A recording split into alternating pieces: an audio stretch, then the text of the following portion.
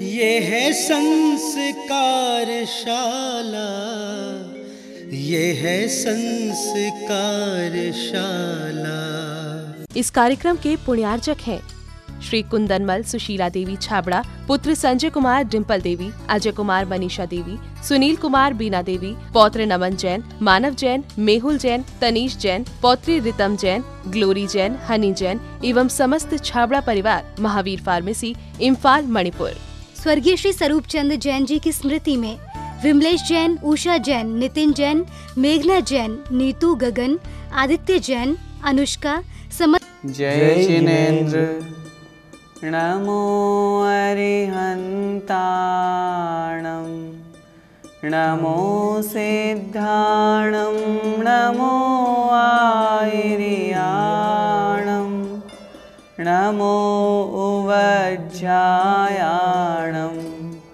नमो लोये सवसाहूणम्।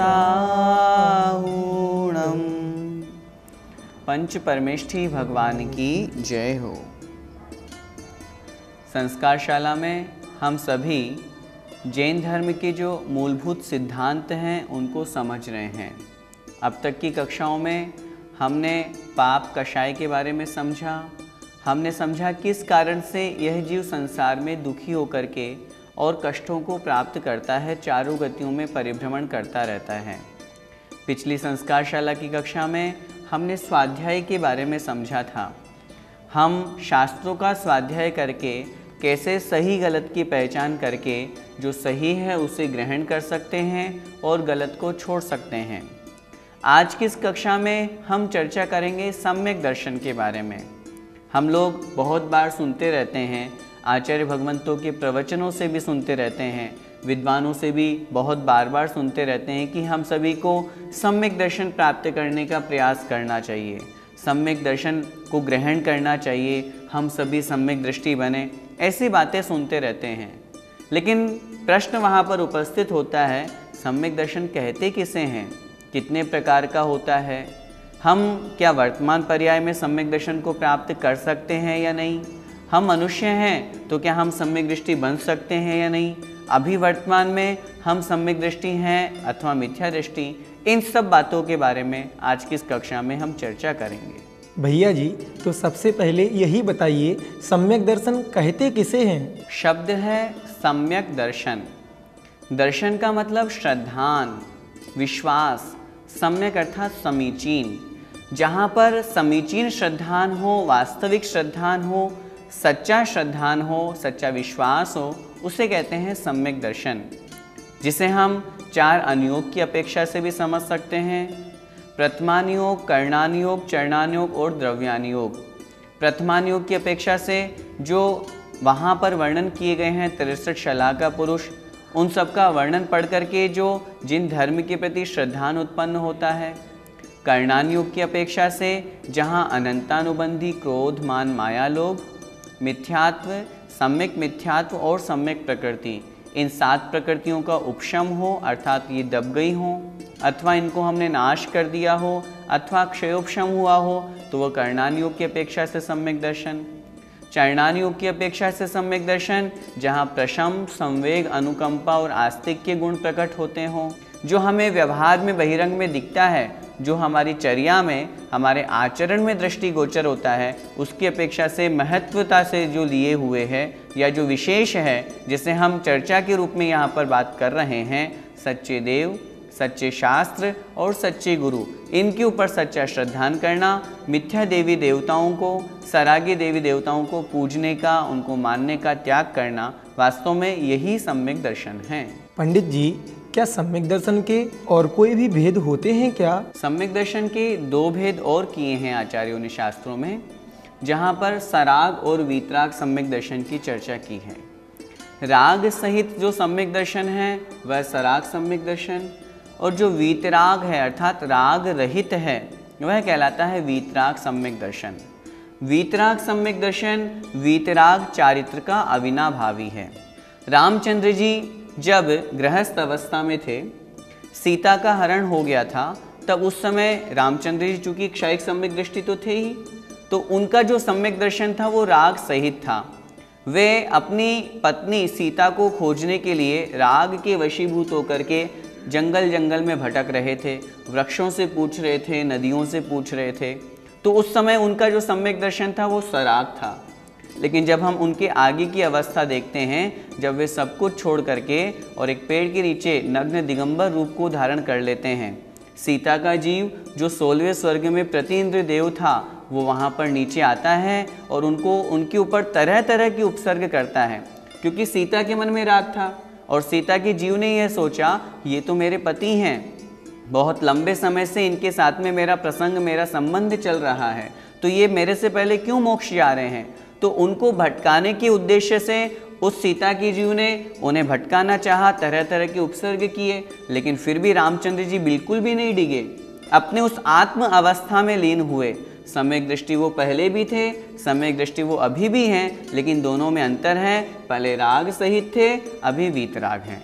इसी तरह सराग और वीतराग सम्यक दर्शन में अंतर समझना चाहिए। पंडित जी, क्या हम भी सम्यक दर्शन की प्राप्ति कर सकते हैं और उस सम्यक दर्शन की प्राप्ति के कौन कौन से कारण हो सकते हैं? सबसे पहली बात तो जो आपने प्रश्न किया, क्या हम भी सम्यक दर्शन धारण कर सकते हैं? बिल्कुल धारण कर सकते हैं। आप संगी हैं, पंचेंद्रिय हैं, पर्याप्तक हैं और मनुष्य पर्याय आपको प्राप्त हुई है, आप निश्चित रूप से सम्यक दर्शन धारण कर सकते हैं। और मैं तो सबसे पहले यही बात कहूँगा कि यदि अब तक सम्यक दर्शन धारण नहीं किया है तो अपनी इस मनुष्य पर्याय को सार्थक करने के लिए सम्यक दर्शन को धारण करना ही है। आज से एक ही लक्ष्य बना लो, मुझे सम्यक दर्शन प्राप्त करना है, और उसकी प्राप्ति के लिए जो उपाय यहाँ से बताए जा रहे हैं उनको हम अच्छी तरह से ध्यान से सुने और समझें। किन किन सम्यक दर्शन की उत्पत्ति में कौन कौन से निमित्त कहे गए हैं, जिनके अंतर्गत जाति स्मरण होता है, पूर्व भव का स्मरण हुआ, उससे हमें समझ में आया, उससे हमें ज्ञान होता है, उस निमित्त से भी सम्यक दर्शन होता है। धर्म के श्रवण से सम्यक दर्शन होता है। आचार्यों ने शास्त्रों में लिखा, तीर्थंकरों के दिव्य ध्वनि के उपदेश से अनेक मिथ्या दृष्टि सम्यक दृष्टि बन जाते हैं। जहाँ पर जिन बिंब दर्शन का वर्णन किया, जिनेंद्र भगवान के दर्शन नहीं, वो तो बहुत आगे हैं, उन जिनेंद्र भगवान की जो जिन प्रतिमा है, बिंब है, उनके दर्शन करने से ही सम्यक दर्शन की प्राप्ति हो जाती है। आचार्यों ने शास्त्रों में लिखा, नंदीश्वर द्वीप में बहुत तरह के देवी देवता वहाँ पर पूजन अर्चन करने जाते हैं, तब असंख्यात देवी देवताओं को उन जिन बिंब को देखने मात्र से सम्यक दर्शन की उत्पत्ति हो जाती है। हमारे समक्ष गौतम गंधर्व का प्रसंग है। जब इंद्रभूति गौतम जैसे ही समोषण में पहुँचे, मान स्तंभ को देखा, मान स्तंभ में विराजित उन जिन प्रतिमाओं के दर्शन किए और उनको सम्यक दर्शन की उत्पत्ति हो जाती है। इसके अलावा देवरिद्धि दर्शन, जब देवताओं को अपने से बड़े देवता देखते हैं, अर्थात उनकी रिद्धियाँ, उनके ऐश्वर्य दिखती हैं, तब उनको देख करके उन्हें समझ में आता है कि इन्हें ये सब ऐश्वर्य क्यों प्राप्त हुआ, सम्यक दर्शन के निमित्त से प्राप्त हुआ। तो इस कारण से उन देवताओं को भी सम्यक दर्शन की प्राप्ति होती है।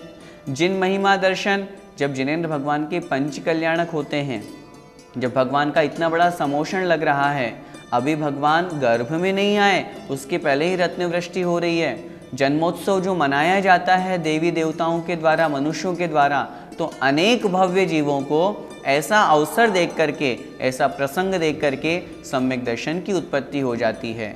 नारकी जीवों की अपेक्षा से कहा, वेदनानुभव, वेदना का अनुभव करने से उन्हें तीव्र वेदना हो रही है, उसका अनुभव करते करते भी उन्हें सम्यक दर्शन की उत्पत्ति हो जाती है। इसलिए बहिरंग में ये सभी सम्यक दर्शन की उत्पत्ति के कारण कहे गए हैं। पंडित जी, सम्यक दर्शन के कौन कौन से दोष और कौन कौन से गुण कहे गए हैं? सबसे पहले हम दोष के बारे में विचार करते हैं। वैसे दोषों को जानना अनिवार्य भी कहा गया है, क्योंकि बिन जाने ते दोष गुणन को कैसे तजिए गई है। दोष हमारे लिए इसलिए जानने योग्य हैं ताकि उनको जान करके हम उन्हें छोड़ सकें। सम्यक दर्शन के 25 दोष कहे गए हैं। उन 25 दोषों में जो निःशंकित आदि 8 गुण कहे गए हैं, उनसे जो विपरीत हैं, अर्थात शंका करना, जिनेंद्र भगवान ने जो कहा, उनके वचनों में शंका करना कि ये सही है या गलत है, पता नहीं स्वर्ग नरक होते हैं या नहीं होते हैं, इस तरह शंका करना। आकांक्षा करना, अर्थात इच्छा करना, मैं धर्म कर रहा हूँ मैं पूजा अर्चना कर रहा हूँ, मैं विधान कर रहा हूँ, मुझे ये फल प्राप्त हो जाए, तो ये आकांक्षा करना। विचिकित्सा अर्थात घृणा करना, मुनि महाराज के मलिन शरीर को देख करके, अथवा और अन्य जो गंदे पदार्थ हैं, जो बदबूदार पदार्थ हैं, उनको देख करके घृणा करना। इसके अलावा अपनी दृष्टि को, अपने श्रद्धान को मूर्खता से युक्त रखना, अर्थात गलत श्रद्धान करना, सामने वाले के दोषों को उजागर कर देना, अपने गुणों का बखान करना, उनका स्थितिकरण नहीं करना, किसी भी साधर्मी के प्रति वात्सल्य भाव नहीं रखना और अपने धर्म की निंदा करना, ये सम्यक दर्शन के 8 दोष कहे गए हैं। जैसे संसार में लोग मानते हैं कि इस नदी में स्नान करने से पाप धुल जाते हैं, ऐसा कहाँ लिखा है?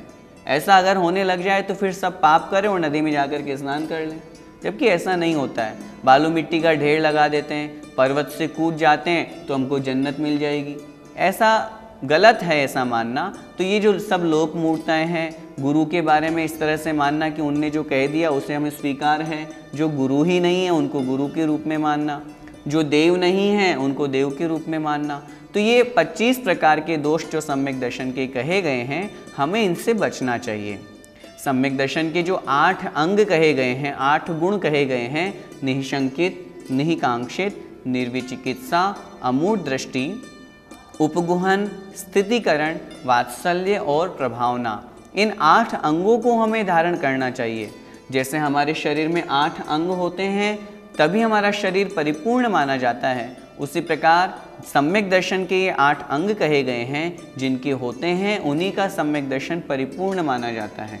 इसलिए हमें जिन वच में, जिन्हें भगवान के वचनों में कोई शंका नहीं करनी चाहिए। हाँ, यदि कुछ समझ में नहीं आया तो उस डाउट को दूर करने के लिए हम पूछ सकते हैं, लेकिन हम उसे छोड़ दें और उसमें डाउट करते रहें, शंकाएं करते रहें, तो वो गलत हो जाएगा। भगवान की स्तुति पूजन आदि करते समय मन में कोई सांसारिक भोग अभिलाषा नहीं होनी चाहिए। मुझे इंद्र का पद मिल जाए, मैं करोड़पति अरबपति बन जाऊं, मुझे पुत्र नहीं हो रहा, मेरे पुत्र हो जाएं, इस तरह के सांसारिक वांछा नहीं करनी चाहिए।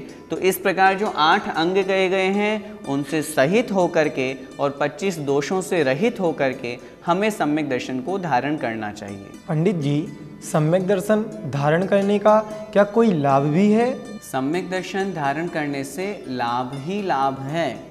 सबसे पहले तो हम इस बात पर विचार करें, सम्यक दर्शन के प्रभाव से हमारा जो अनंत काल का संसार था वो अब सिमट करके मात्र अर्ध पुद्गल परावर्तन काल शेष रह गया। क्या मतलब? मतलब ये, हम अनादिकाल से संसार में परिभ्रमण कर रहे हैं, उसका कारण है मिथ्यात्व, उसका कारण है मोह। यदि हमने आज यह संकल्प ले लिया कि हम सच्चे देव, सच्चे शास्त्र और सच्चे गुरु इन्हीं को मानेंगे, बस इन्हीं की पूजा अर्चना करेंगे, इनके अलावा जो मिथ्या देवी देवता हैं, जो मिथ्या शास्त्र हैं, जो मिथ्या धर्म हैं, जो खोटे गुरु हैं, उनसे हम दूर रहेंगे, न उनको हम मानेंगे, न उनकी पूजा अर्चना करेंगे, तो हम गृहीत मिथ्यात्व से दूर होंगे। उसके पश्चात हम 7 तत्वों के प्रति सच्चा श्रद्धान करें। जीव, अजीव, आश्रव, बंध, संवर, निर्जरा और मोक्ष, जो 7 तत्व बताए गए हैं, इनके सही स्वरूप को समझ करके इनके ऊपर श्रद्धान करें। मेरी आत्मा अलग है, यह शरीर अलग है, अन्य पर पदार्थ ये सब मेरे नहीं हैं। इस तरह के भेद विज्ञान को हम प्राप्त करें। ऐसा करने से क्या होगा?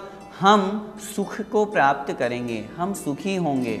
आज हम दुखी होते हैं, उसका सबसे बड़ा कारण है हम अन्य पर द्रव्य को अपना मानते हैं। सम्यक दर्शन को धारण करने वाला जीव अब अगली गति में कहाँ कहाँ पर नहीं जाता। हम छंद पढ़ते हैं, प्रथम नरक बिन षटभु ज्योतिष वान भवन षंड नारी थावर विकलत्रय पशु में नहीं उपजत समकित धारी। अर्थात यदि उसने पहले नरकायु का बंध कर लिया है तो वह पहले नरक में ही जाएगा, उससे आगे नहीं जाएगा। जो सम्यक दृष्टि जीव है, यदि उसने अभी आगामी आयु का बंध नहीं किया है तो वह नियम से देवायु का ही बंध करेगा, और यदि उसने मनुष्य अथवा तिर्यंच आयु का बंध कर लिया है, फिर सम्यक दर्शन प्राप्त किया है, तो वह भोग भूमि का मनुष्य तिर्यंच बनता है।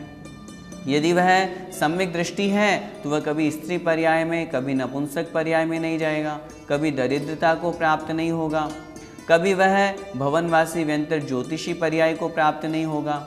इस तरह से सम्यक दर्शन के प्रभाव से अगली गति भी उसकी बहुत अच्छी होती है, जिसमें वो धर्म ध्यान करके अपनी आत्मा का कल्याण कर सकता है। पंडित जी, हम अपने आप को क्या माने? हम अपने आप को सम्यक दृष्टि माने या मिथ्या दृष्टि? देखिए, सबसे पहले तो इस बात पर हम अच्छी तरह से विचार करें, कौन सम्यक दृष्टि है और कौन मिथ्या दृष्टि है।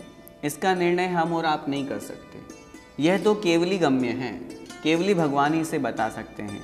लेकिन फिर भी बाह्य आचरण से हम यह सामान्य रूप से कह सकते हैं, जो सच्चे देवशास्त्र गुरु पर सच्चा श्रद्धान करता है, चरणानुयोग की अपेक्षा से जो शास्त्रों में लिखा, आचार्यों ने ये भी वर्णन किया है, आचरण की अपेक्षा से भी तो हम कह सकते हैं। तो यदि आप मिथ्या देवी देवताओं को मानते हो, सरागी देवी देवताओं को मानते हो, उनकी पूजा अर्चना करते हो, उनकी मान्यता रखते हो, तो आप मिथ्या दृष्टि हो।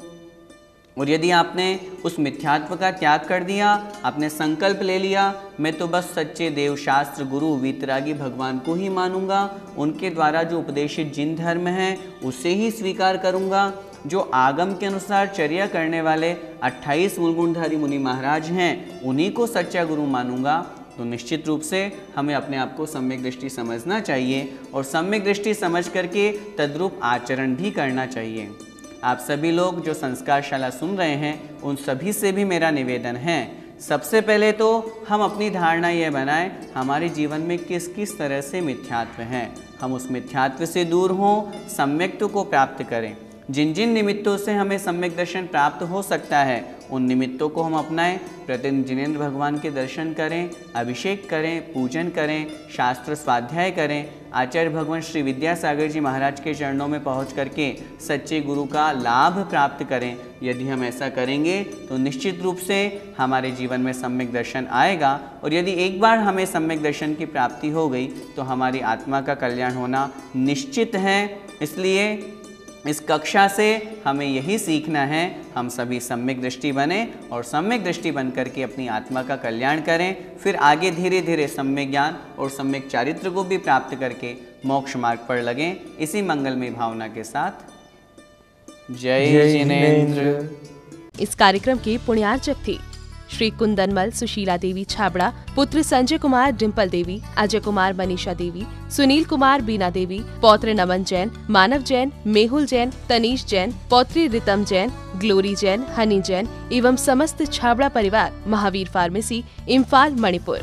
स्वर्गीय श्री स्वरूप चंद जैन जी की स्मृति में विमलेश जैन, उषा जैन, नितिन जैन, मेघना जैन, नीतू गगन, आदित्य जैन, अनुष्का, ये है संस्कारशाला, ये है संस्कारशाला।